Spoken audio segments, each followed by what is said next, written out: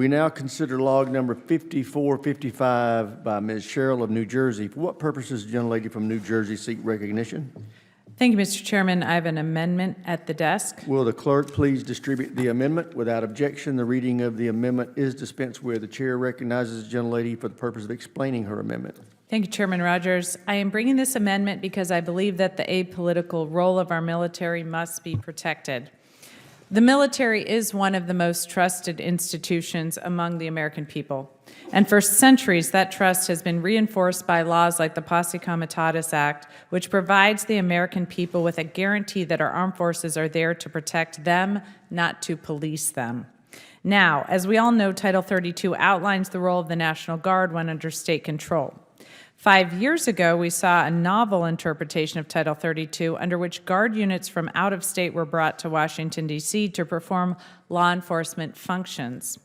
The law specifically prohibits our military from acting in a law enforcement capacity when under federal command, except in very clear circumstances. And because of the unique structure of the D.C. Guard, those out-of-state Guard units were under the direction of the federal government, even though they had not been activated under Title 10. The Posse Comitatus Act exists for a reason: to protect Americans and our service members from having the military act as a police force. Likewise, the Insurrection Act exists for a reason: to guarantee that the President has the ability to ensure that Americans' constitutional rights are protected even when facing stiff opposition or outright insurrection. Many of you will remember I've brought this amendment several times over the last 5 years. I continue to offer this amendment because I truly believe in the principles involved. It is critical that the sacred separation between our military and our law enforcement is preserved, and it is imperative that this committee does everything in its power to preserve it. In years past, when we debated this amendment, I heard concerns that had this amendment been enforced during the Civil Rights era, it would have prevented presidents like Eisenhower from using the National Guard to support school integration. This is not true. Presidents Eisenhower, Kennedy, and Johnson followed the law. When Americans' constitutional rights were threatened, they invoked the Insurrection Act and deployed Guard units. My amendment would not change that. While I commend my colleagues for their dedication to a president's ability to protect Americans from attacks on their civil rights, this amendment would do nothing to change that ability. Congress and this committee have a responsibility to protect the role of the military in American society, and we have a responsibility to make sure that no president, regardless of party or political climate, has the ability to circumvent the law that is meant to protect everyone. Thank you, and I yield back. Gentlelady yields back. Chair recognizes himself. While I appreciate the gentlelady's interpretation, I am genuinely concerned this amendment would undermine the President's authority to activate the National Guard in crisis.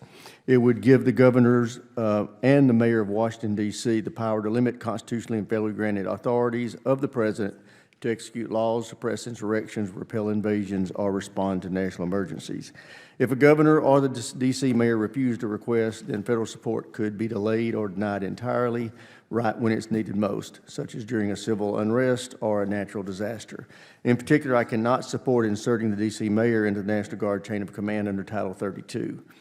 For over 5 decades, the chain of command for D.C., National Guard, and emergencies has clearly run through from the President to the Secretary of Defense and then to the Army and the Air Force Secretaries. It should stay that way. Therefore, I oppose the amendment.